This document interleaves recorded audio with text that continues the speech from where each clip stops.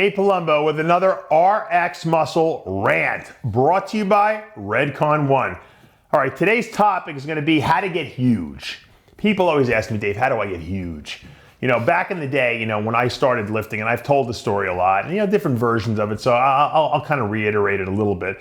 When I started really trying to get big, I started out at about the lowest you could possibly get, because when I was a long distance runner in college, and I had basically starved myself down to about 138, 140 pounds. I was much lighter in college than I was in high school even. So when I decided to start working out again, I was starting at a real low. So I went from like 138, 140 up to 180, probably within 6 to 8 months, just from increasing my food, cutting back my running. When a lot of guys out there don't understand, when you get into distance running, it becomes an addiction almost. Running 10 miles a day, it's like you can't just stop that cold turkey. It's like you go into opiate withdrawal because you're getting a runner's high. You get endorphin withdrawal. So you have to kind of stop it slowly. So it took me time to completely eliminate the running. It probably took me 6 months to stop it completely. I was still running like 2 miles a day just because for my fix, so to speak. So I would feel mentally good, in college. But after I stopped, like I said, I got up to about 185 pounds. I dieted down for my first show from 185 down to about 168. And I was shredded, but I was way too skinny for being, at my height. I was 5'10". And so I said, all right, I'm not getting on the stage again until I feel that at least I've made a significant increase in muscle size. And I basically went on this, tear, I guess you could be, of basically promising myself that I was going to do everything that I could possibly do to maximize muscle gains and not screw up or lose any percentage points here or there that I could possibly not have done. Now, obviously, when I first started, I didn't know everything, so I made mistakes. I overtrained too much. I wasn't, I didn't really have a good feel for the weights, the mind-muscle connection. But as I got bigger and made improvements, I felt the weights more. I got a better connection. I started reading Dorian Yates stuff. Now, for those of you who don't know, I interviewed Dorian Yates for about an hour in Dubai this past weekend. That video interview will be up probably sometime after this video airs. And we talk about training and how Dorian influenced an entire generation of bodybuilders back in the 90s and taught them how to get huge through training. And I started adopting these training philosophies because what I noticed about my body was that if I did high volume and tried to train each body part twice a week, I didn't make improvements. I didn't grow. I would grow very slowly. I was always run down. My joints hurt a lot. And I just knew intuitively I wasn't doing something right. So what I stopped doing is so much volume in the gym. I had this one friend I used to train with. He would run around and he would do like 25 sets for everything. So I cut my volume back to about 15 sets, which is probably still too much, but it was better for me and I was recovering. Then I started doing each body part once a week.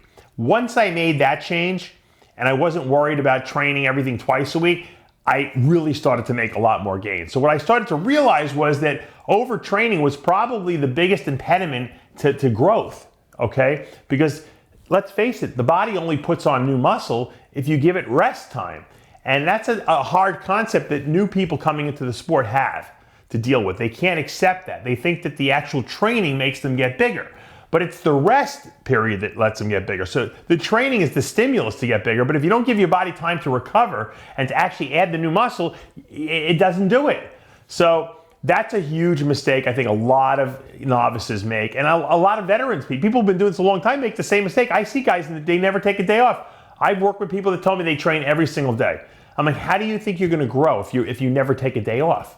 Or I have these guys that they take a day off 1 day a week and they hardly eat anything all day. They're like, well, I'm not using any calories. I'm like, are you nuts? That's when you're off, your body's doing the most recovery and building muscle. That's when it needs raw materials. You certainly don't take out the food. And if you're gonna go away for like say 2 or 3 days and you're not gonna train, you don't not eat because you're not training. The training doesn't require that much nutrition. It's the recovery. You're still building muscle. I used to hate to take a week off from the gym. Maybe I only did it about 4 or 5 times in the history of my career.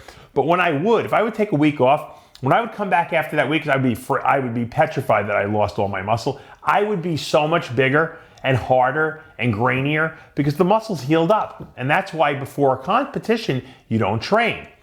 So I got into a routine of doing one body part per day. Matter of fact, I would train each body part once every 8 days. because I wanted to prioritize my arms. So my arms, I had a separate bicep and forearm day, and I had a separate tricep day. So I would train 6 days out of every 8 days, and I would take 2 days off. My workouts never really lasted more than an hour and 10 minutes, because I only trained one body part.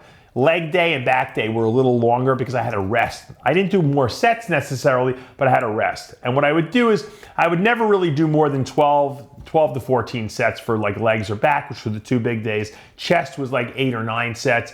Biceps was like 6 sets. Triceps maybe 8 sets. Shoulders maybe 8 to 10 sets the most.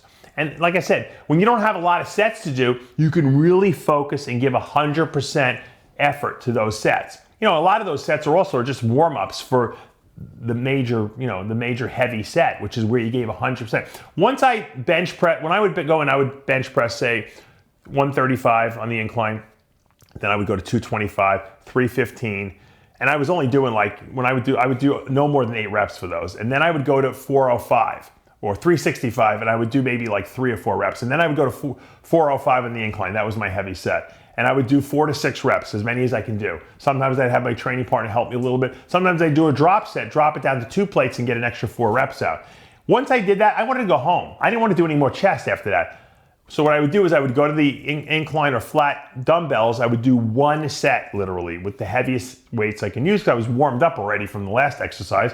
Bang those out. I'd go to a fly movement, maybe do 1 set of flies with the heaviest weight I could do with good form and really squeeze, or cable crossover, same thing. And I'd leave. That was the end. That was my chest workout. And when I started training like that, and I credit Dorian Yates for that, even though Dorian went down to that whole Menser 1 or 2 set type thing, I didn't quite believe in that. I did a little more exercises, but I kept my volume at 1 to 2 sets, maybe 3 for the first exercise, because there was a couple warm-ups to make sure I didn't tear any muscles. There would be an extra couple sets, but literally I was in and out of the gym in an hour. And I was lifting maximal heavy weights. But when I left the gym, man, I felt like I trained for 3 hours. I mean, I was like wiped out. I couldn't even envision myself wanting to do another set. That's how much effort I put forth in the gym. And I really believe that's what built those freaky big 90s physiques. Guys were training like that, and they forgot about it. Once Dorian retired, the new guys didn't know anything about that, and they just didn't believe in that. They went back to the high volume, lighter weight crap, and we just not seeing the massiveness. Now, if you look at the pictures, I found some old pictures in the drawer of myself at 315 pounds. I mean, that was when I was, my strongest. My shoulders were feeling good. I was able to train. I was eating 12 times a day. I was eating, and I've talked about my diet before, 6 food meals, 6 shakes. Sometimes when I would get to the point where I couldn't eat anymore, I would do almost 8 shakes a day, and I would do 4 food meals. I was having McDonald's once a day, 6 cheeseburgers and a large fry, 2 apple pies. Most of the time, most of my food was pretty lean. I would have chicken. I would go to the China. One of my favorites was, I had to find food that I could eat easily and that I really liked. So chicken and broccoli with white or brown rice with the white garlic sauce on it, that was my favorite. So I would literally go there and I would order like 3 or 4 portions of it. It would be enough for 3 or 4 meals for me. And I would get it maybe at 5 o'clock at night, after I got out of the gym. And I would eat that every 2 hours, for the next, or maybe every 90 minutes until I went to bed. So I would have 4 chicken, broccoli, and rice meals. And I used to go to bed really late, like 4 in the morning, and I would sleep. I think I've talked about this, but I would sleep till noon because I felt like cortisol is released early in the morning. And cortisol is like the enemy of the bodybuilder. Cortisol breaks down muscle tissue, all the negative things that we don't want. So I would just sleep through the morning, figuring that by the time I got up at noon, all my cortisol levels would be normal, so I'm not going to lose any muscle. And it must have worked. It was a dysfunctional schedule, but I didn't have a real job. I was doing appearances, I was writing for magazines, I was doing guest postings, I was answering emails and doing some coaching, in person. So I had money, I didn't need to work a 9-to-5 job. Plus, bodybuilding was my 9-to-5 job. So I would eat 4 meals at night like that, and then I would drink a shake in the middle of the night, So I was getting most of my nutrition in the later part of the day. Probably, I don't think I started eating my first meal till 12:30.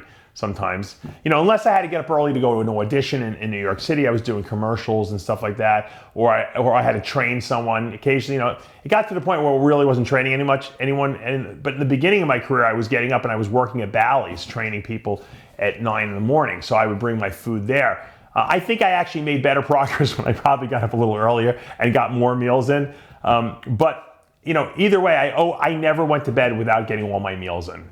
And like I said, I would stay up extra late if I had to, because that's how neurotic I was about it. If you want to get that big, like I was in that picture, you can never miss a meal. You can never miss a workout. You can never not sleep enough at night. I slept 8 to 9 hours a night. I would come home. I would take a 45-minute to an hour nap, you know, after every training session, assuming I was, you know, had the ability to do that. I wasn't going somewhere or something like that. But almost never deviated. Even holidays, you know, I didn't adhere. I adhered to the Dave Palumbo schedule. There was no, you know, regular schedule. I didn't care about what was going on in the regular world. I was in my own little bodybuilding world and my own little mindset. And all I knew in my mindset was I wanted to be the biggest guy and the hardest guy out there. And that's what I achieved. And that's what you need to do. You have to be able to block out reality. And you know what? It's not, sometimes for some people, it's just not possible. People, even when they're younger, they sometimes have families, you know, they have kids young, they get married young, they have responsibilities. I didn't, and I purposely didn't, because I knew that I wanted to be selfish and I wanted to achieve something. And I had in my mind this obsessive quest to be a certain way and to look a certain way. And, you know, when I started getting into running, I had that same obsession. I wanted to be this thin, you know, skinny-legged guy who would be able to run fast and for a long time. And I didn't really have that physique by nature. So I created that. And then when I wanted to be a bodybuilder, I created the opposite physique, you know. So I went from 138 pounds, you know, to 280, you know, on stage at my biggest, and I was 319 at my heaviest. So off season. And that takes, you know, a lot of mental determination. So if you're starting out in bodybuilding, you've been in the sport for a while, you're watching this and any of this resonates with you, you have to understand that there's sacrifice involved and that people are not going to be happy about you blocking them out of your existence so that you could achieve your goals. But if you want to be the best at anything you do, you have to be able to be single-minded, and you have to be able to create walls around yourself emotionally and physically so that you can get the job done. That's what I did. That was the secret to my success: persistence and never quitting. I've said this a million times. You can't fail if you don't quit.